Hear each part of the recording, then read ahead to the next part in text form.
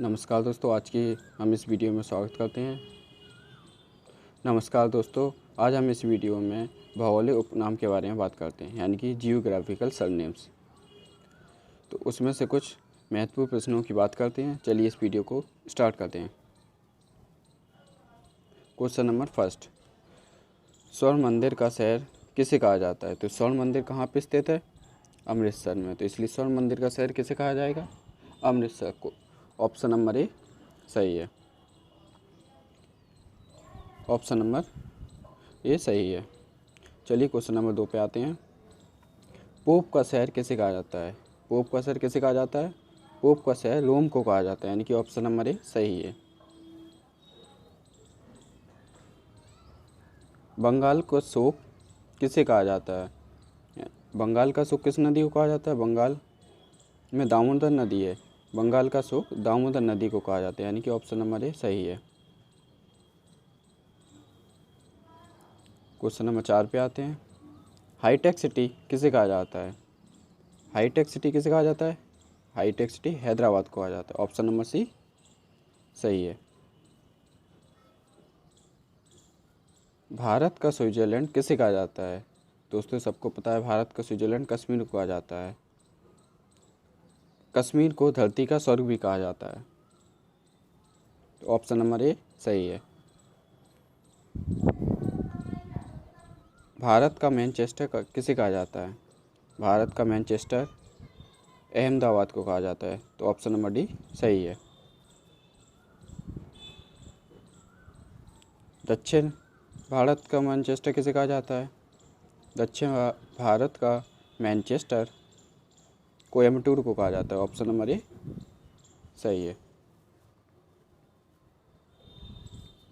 जैसे ही दक्षिण भारत का मैनचेस्टर होता है, उसी प्रकार उत्तर भारत का होगा मैनचेस्टर। उत्तर भारत का मैनचेस्टर किसे कहा जाता है? उत्तर भारत का मैनचेस्टर कानपुर को कहा जाता है। ऑप्शन नंबर सी सही है।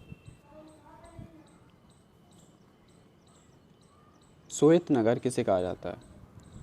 श्वेत नगर बेलग्रेड को कहा जाता है। तो ऑप्शन नंबर ए सही है। चीन का शोक किस नदी को कहा जाता है?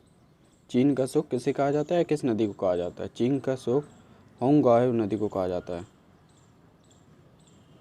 Option number B is correct.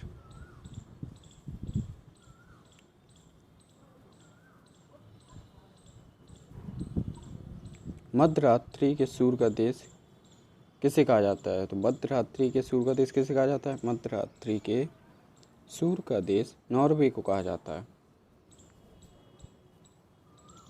Question number 12 पे आते हैं। यूरोप के खेल का मैदान किसे कहा जाता है? यूरोप के खेल का मैदान किसे कहा जाता है? यूरोप के खेल का मैदान स्विट्जरलैंड को कहा जाता है। तो यूरोप के खेल का मैदान, यूरोप के में जो खेल होते हैं वो स्विट्जरलैंड में होते हैं।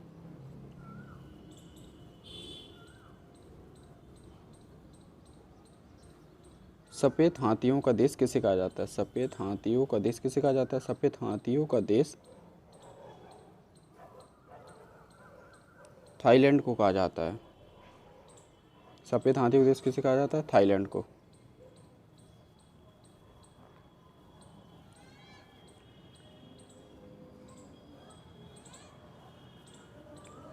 क्वेश्चन नंबर 14 की बात करते हैं। उगते हुए सूर्य का देश किसे कहा जाता है?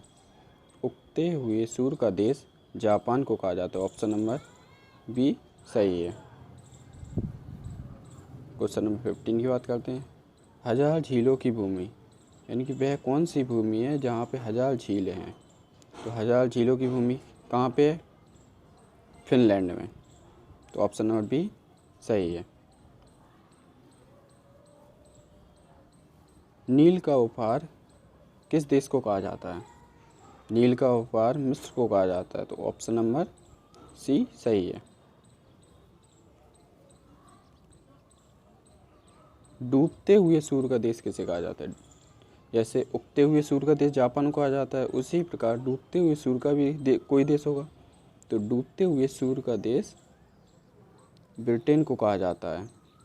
जापान है उगते हुए सूर्य का देश।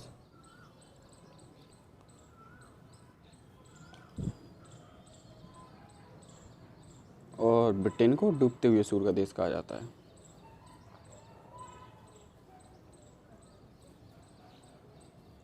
धान का कटोरा किसे कहा जाता है?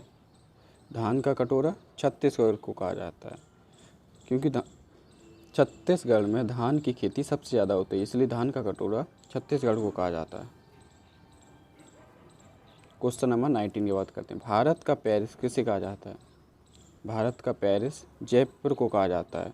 इसे पिंक सिटी के नाम से भी जाना जाता है।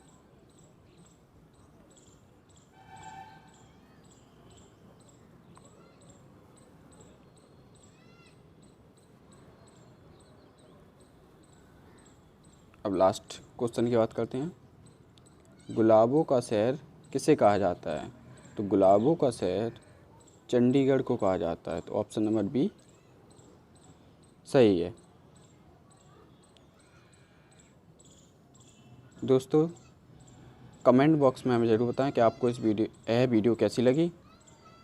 प्लीज़ हमारे चैनल को सब्सक्राइब करें। धन्यवाद।